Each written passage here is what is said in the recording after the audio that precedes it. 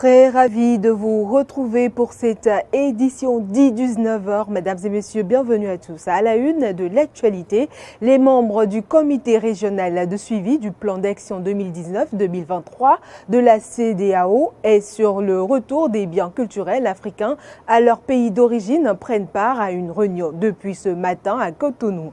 Le développement dans ce journal. Attendu avec impatience par tous les acteurs du monde de l'éducation, les vacances sont enfin là avec leurs corollaires. Certains enfants qui sont livrés à eux. Comment occuper utilement ces enfants en cette période de repos? La réponse dans cette édition. Et puis, hors de nos frontières au Gabon, Christian Patrici Tanassa, ancien patron de la compagnie pétrolière, a été condamné à 12 ans de prison. Voilà pour le sommaire. Bonsoir à toutes et à tous et bienvenue à nouveau.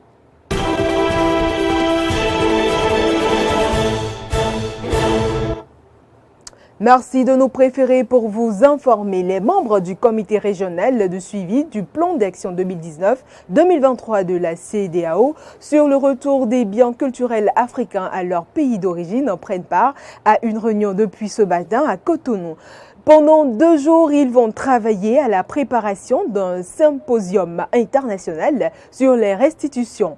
Clémence Tonoucoin nous fait ici le point.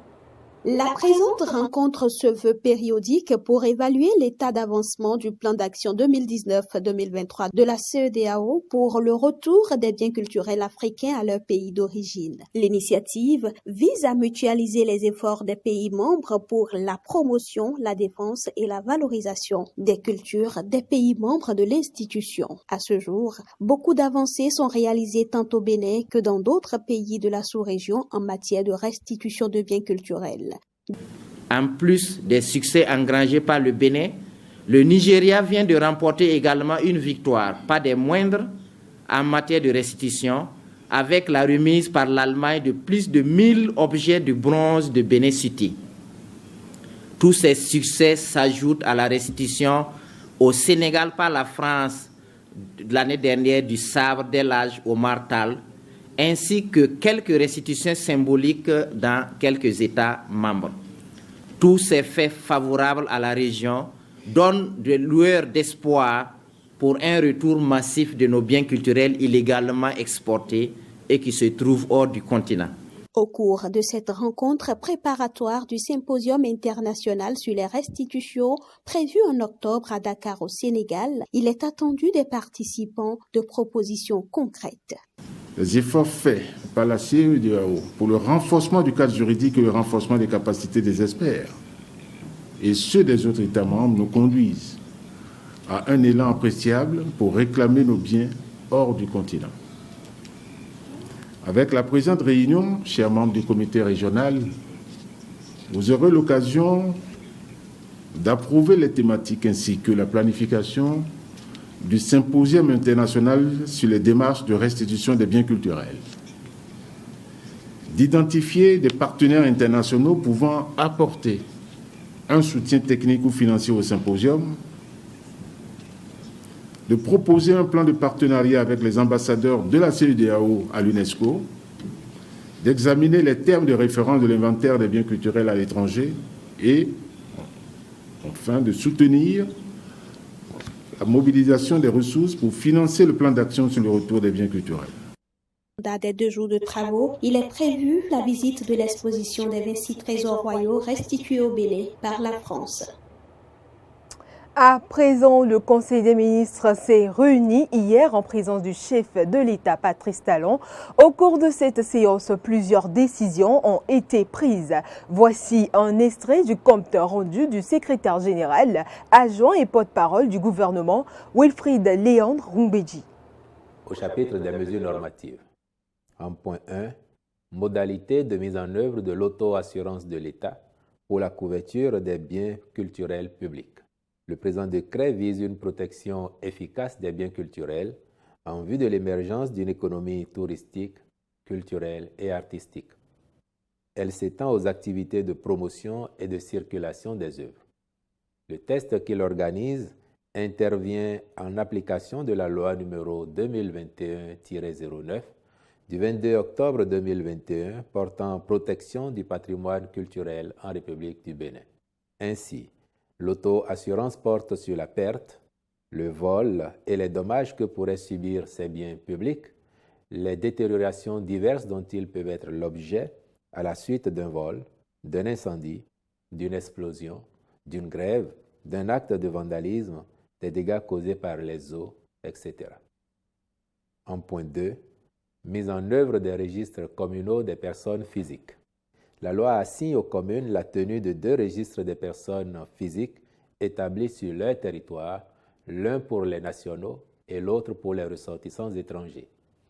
La mise en œuvre de ces registres répond au besoin de recueillir les données des résidents communaux, lesquels servent notamment à consolider ou mettre à jour le registre national des personnes physiques, attribuer le numéro personnel d'identification, reconstituer l'état civil des personnes. Tous les citoyens inscrits sur le registre communal sont pris en compte lors du recensement de la population.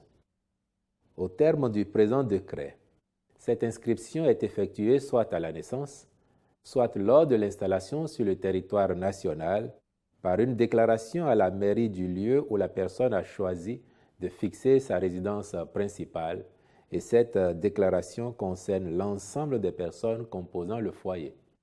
De même, tout changement de résidence principale doit faire l'objet d'une déclaration auprès de la mairie de la commune du nouveau domicile.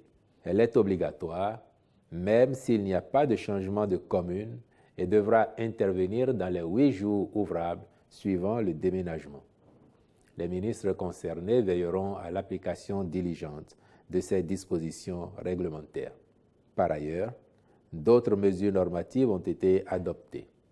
Il s'agit notamment des décrets portant régime spécial de l'évaluation environnementale et sociale applicable dans la zone économique spéciale de Glodjibé, création, attribution, organisation et fonctionnement du cadre institutionnel de mise en œuvre du processus de formulation de la Vision nationale de développement 2060 de la République du Bénin. Approbation des statuts de la société Dépôt pétrolier du Bénin SA et nomination des membres de son conseil d'administration.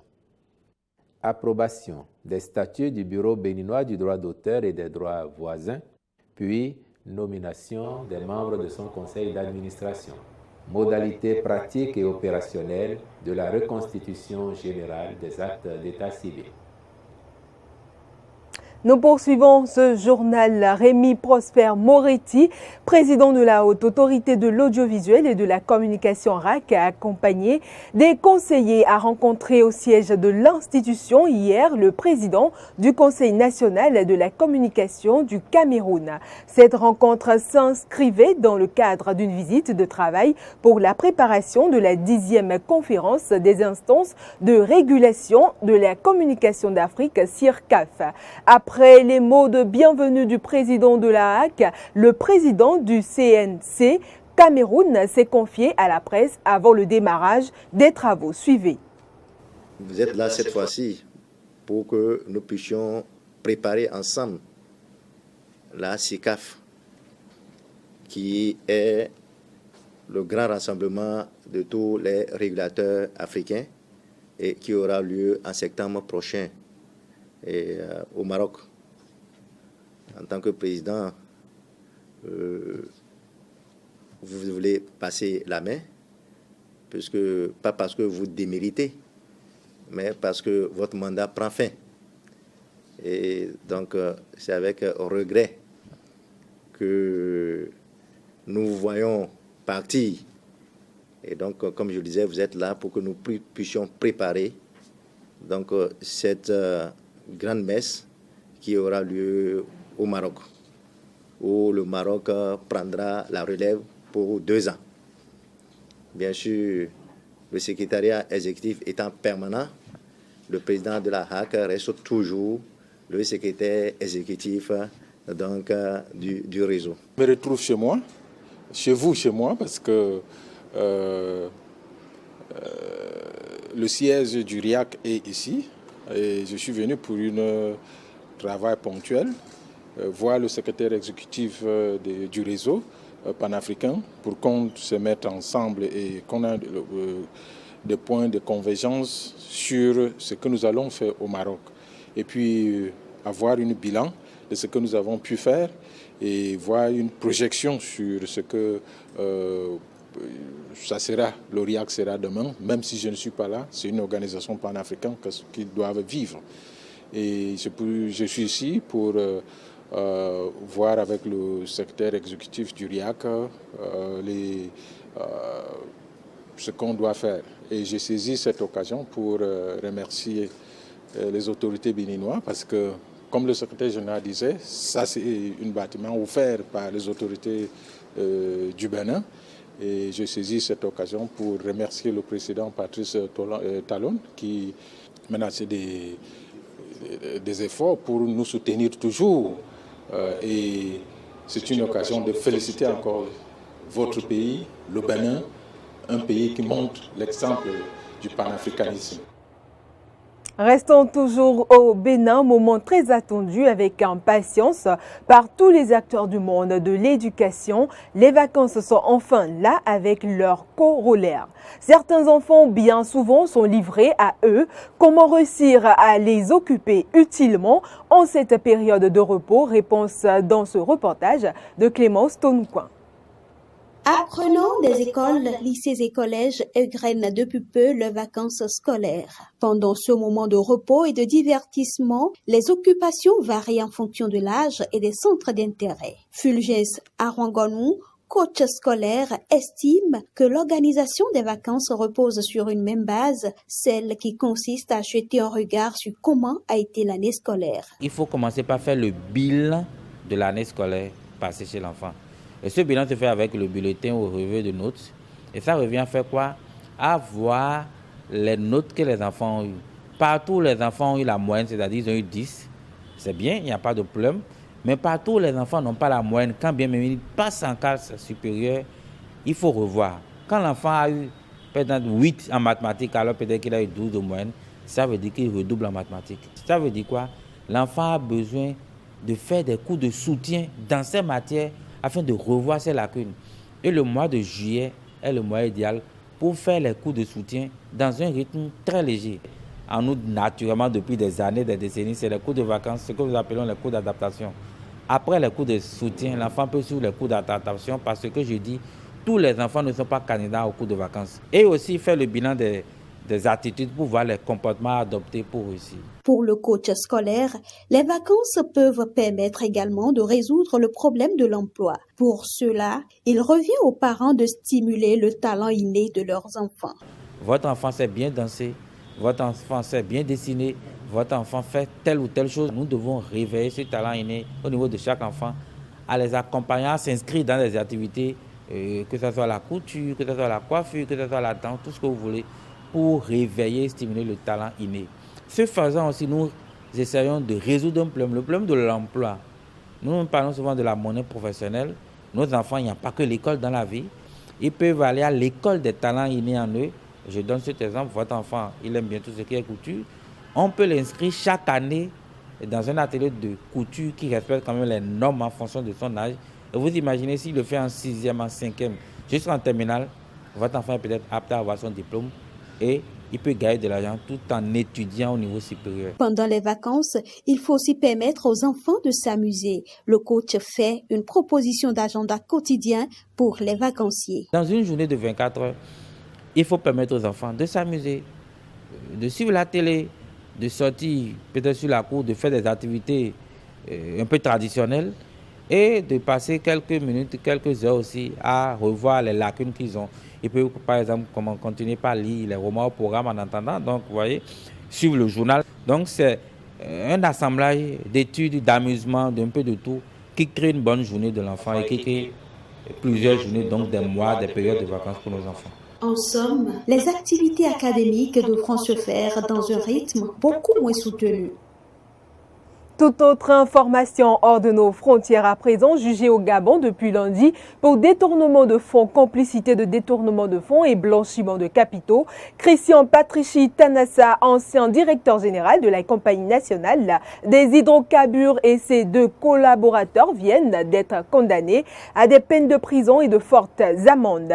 La Cour a quasiment suivi leur réquisition, condamnant le dirigeant à 12 ans de prison et son adjoint Jérémy Ayong à 10 ans. Enfin, pour Karel Damangana, la trésorière qui accompagnait également la libre, l'accusation avait requis 3 ans de prison.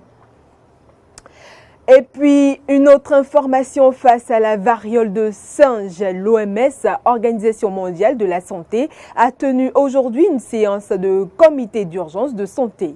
Cette maladie infectieuse qui se caractérise par l'apparition d'éruptions cutanées continue de progresser aux États-Unis et en Europe. En Afrique de l'Ouest, des cas ont été confirmés au Nigeria, au Ghana et au Bénin.